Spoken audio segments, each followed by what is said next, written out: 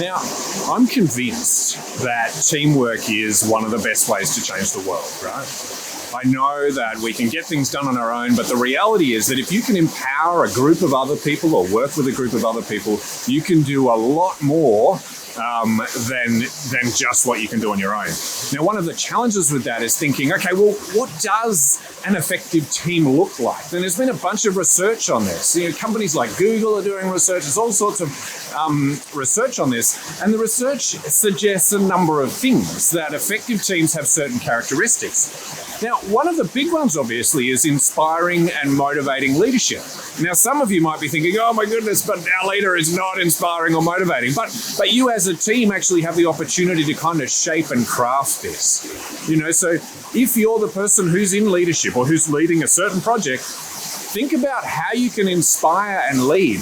And a big part of this is about focusing on making sure that the needs of your team are met, the needs of the people are met. And neighborhood houses are really, really good at this. Neighborhood houses make a real effort to make sure that people who are involved in things are actually achieving their own objectives. This is actually one of the really core principles of kind of community work, so getting people to meet their own objectives. The other part is encouraging diversity. I know it's lovely to catch up with a person who thinks all the same things as you agree with all the time. That's great. They're great to catch up for a beer with. But when you're working in a team, effective team leaders actually encourage diversity because they know very well that if they get 6 carbon copies of themselves, they have no opportunity for creativity, no opportunity for innovation, and no breadth of skill set. Okay, so making sure that there's diversity in the team, even though it can lead to conflict, even though it can cause problems, that diversity is really important, and encouraging that diversity is a really important characteristic of a team leader. There needs to be a clear direction. Now, regardless of whether you're the team leader or not, you need to make sure that your team has a clear picture of where you're going and what you're trying to achieve. If you don't have this, then teams just fall apart because you're not heading in the same direction. One of you might be wanting to set up a Christmas meal.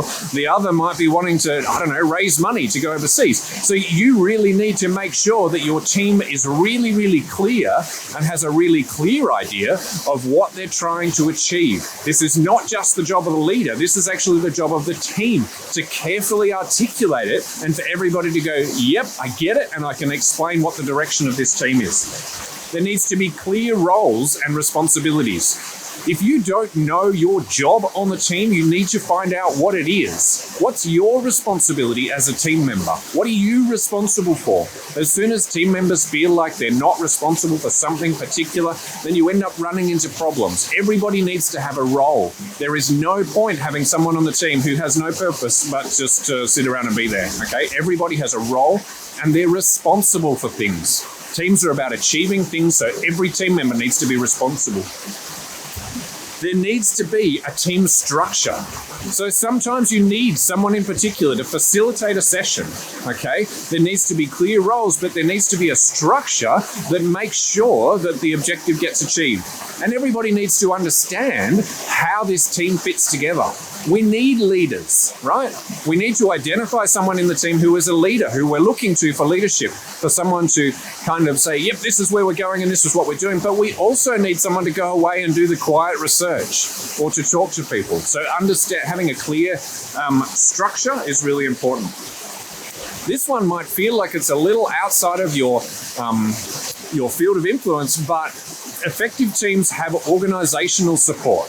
Now, if you feel like you haven't got organizational support, sometimes you can actually do something about that yourself. And as a team go, you know what, we need support from, local community members or the board, and you can actually approach them and say, hey, this is what we're trying to achieve. We've pulled this group together. Now we need your support because we need, the availability of resources. We need some money. We need some time. We need some advice, all of this kind of thing. So having organizational support will increase the likelihood that your team is successful and achieves a lot. And finally, expert guidance. Now, you might be thinking, oh my goodness, we don't have any experts. Go and find one, okay? If you're going to run, a beer festival, go and find yourself an expert who's run one with the same objectives before, okay? So expertise, bringing expertise into your team occasionally, maybe all the time, but even just occasionally, is really, really important for success. Because you might have a diversity of skills, but over time you will quickly realize that there are things that you're missing. And so going and identifying those things and hunting for an expert to provide your team with advice, not a new team member, but just someone to provide you advice, is a really important predictor of success in teamwork. So, in a moment, I'm going to get you to have an activity because I want you to think about the team that you're in and start to think, okay, what are the things that we need to work on?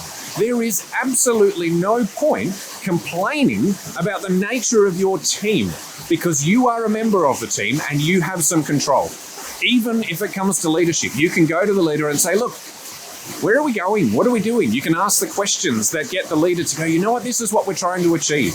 Okay? So in a moment, I'm going to get you to go through a process of really thinking about your team and how you can personally work on your team and improve the outcomes of your team.